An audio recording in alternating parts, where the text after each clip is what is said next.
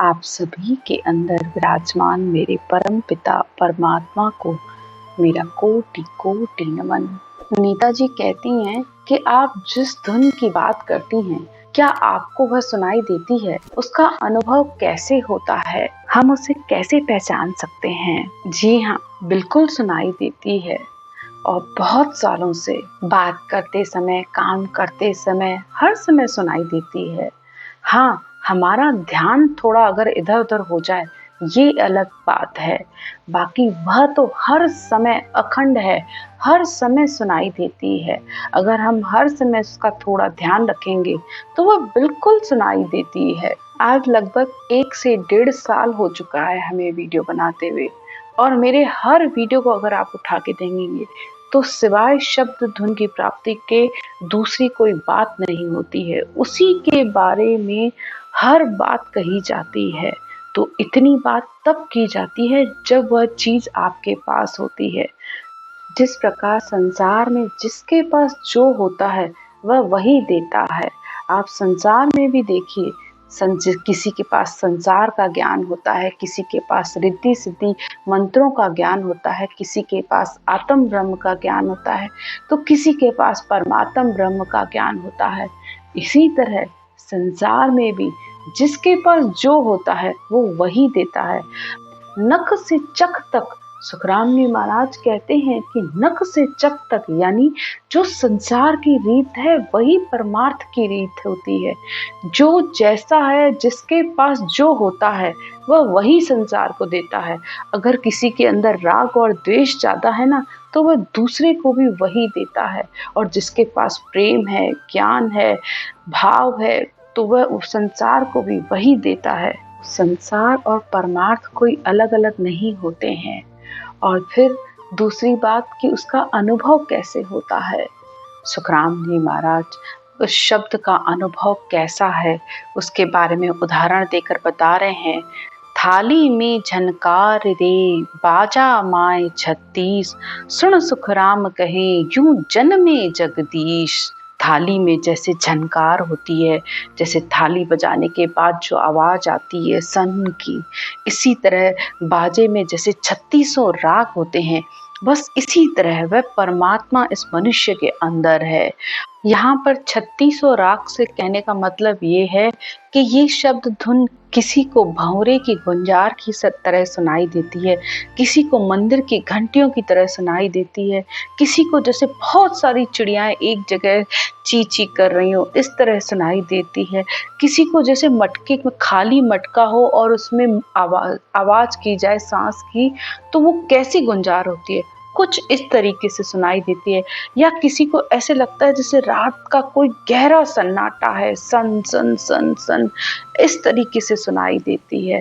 बस जैसी जन की भावना वैसा ही हरि होए।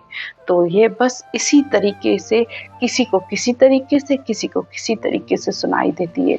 आगे सुखराम जी महाराज उदाहरण देकर कहते हैं, उड़ी गुड़ी आसमान हूँ सुरत शब्द की डोर, सुखराम घटा बिन दामनी जहाँ अनहद बोले मोर। जिस प्रकार उड़ी गुड़ी यहाँ कहा गया है पतंग को, जिस प्रकार पतंग आसमान में उड़ रही होती है लेकिन उसकी डोर नीचे होती है, ऐसे ही यहाँ पतंग कहा गया है शब्द धुन को, और आत्मा नीचे डोर। यानी जैसे जैसे वह शब्द धुन की आवाज वह आत्मा सुनती है तो वह उसका नीचे अनुभव करती रहती है और उसको सुन सुन के आनंदित होती रहती है। सुखराम जी महाराज इस शब्द धुन के अनुभव के बारे में कहते हुए आगे कहते हैं, अजब तमाशो देखियो तन भीतर मन माए, सुखराम जगत का ख्याल पर अब मन जावे नाय। महाराज कहते हैं कि मैंने इस तन यानी इस शरीर के अंदर ही और मन के अंदर ही एक अजब तमाशा देखा है। अब उस यहाँ तमाशा क्या गया है उस शब्द धुन को, वो ऐसा तमाशा है, वह ऐसी धुन है कि अब संसार की तरफ मेरा बिल्कुल ध्यान ही नहीं जाता है। अब हर समय आत्मा बस उस धुन को ही सुनना चाहती है, उस शब्द ब्रह्म के ही दर्शन करना चाहती है और उसी के साथ ही हर समय रहना चाहती है।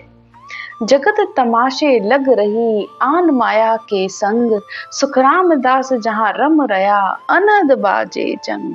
सारा संसार तो माया की भक्ति में लगा हुआ है, लेकिन जो सच्चे संत होते हैं वो इस अनहद बाजे यानी इस सत शब्द रूपी धुन के साथ हर समय आनंद लेते रहते हैं और इसका ही ध्यान करते रहते हैं।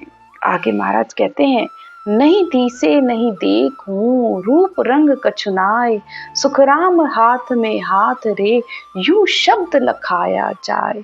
आगे महाराज इस शब्द धुन के अनुभव के बारे में कहते हैं कि जैसे किसी ने अंधेरा हो बहुत सारा और किसी ने किसी का अंधेरे में हाथ पकड़ा हो तो हम उसका अनुभव करते हैं, तो बस इसी तरह ये आत्मा भी उस शब्द धुन का इसी तरीके से अनुभव करती है, क्योंकि उस शब्द धुन का न कोई रूप है न कोई रंग है, कुछ भी नहीं है, न ही वह इस चर्म चक्षुओं से हम उसे देख सकते हैं, लेकिन बस उसका अनुभव कर सकते हैं।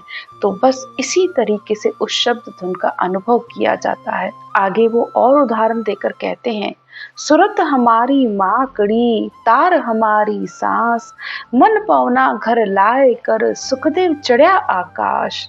अब यहाँ पे मकड़ी का उदाहरण देकर समझा रहे हैं कि जिस प्रकार मकड़ी अपना जाला बुनती जाती है और उस जाले के सहारे ही वह ऊपर चढ़ती जाती है, तो ऐसे ही आत्मा भी मन और श्वास के साथ ऊपर चढ़ती जाती है और इस शब्द धुन आगे आगे और आत्मा उसके पीछे पीछे ऊपर की तरफ चढ़ती जाती है और उस शब्द ब्रह्म के सहारे ही आत्मा परमात्मा से मिल पाती है।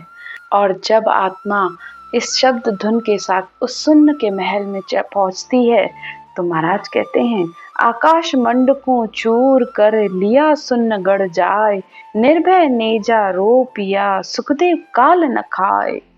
जब आत्मा ब्रह्मांड पार ब्रह्म को पार करके इस 5 तत्वों से 5 प्राणों से श्वासों से भी अलग होकर वह उस निरंजन निराकार पद में आत्मा जब पहुंचती है तो वह इस जन्म मरण से तो रहित हो ही जाती है, वह काल के घेरे से भी बाहर आ जाती है, क्योंकि वह देश स्वयं प्रकाशित है। वहाँ बिना सूर्य बिना चंद्रमा बिना बादल के भी वहाँ पर हर समय प्रकाश ही प्रकाश है। और ऐसा अनुभव तभी होता है जब आत्मा इस ज्ञान को धारण करती है, उस शब्द धुन की प्राप्ति करती है। क्योंकि सब संत कहते हैं, सुखराम संत जन कहते हैं अजब अनुपम बात। उस देश की क्या बात कही जाए, अजब है, अनुपम है, कहने में भी नहीं आती है। बस जिसको प्राप्ति होती है वही इसको समझ पाता है।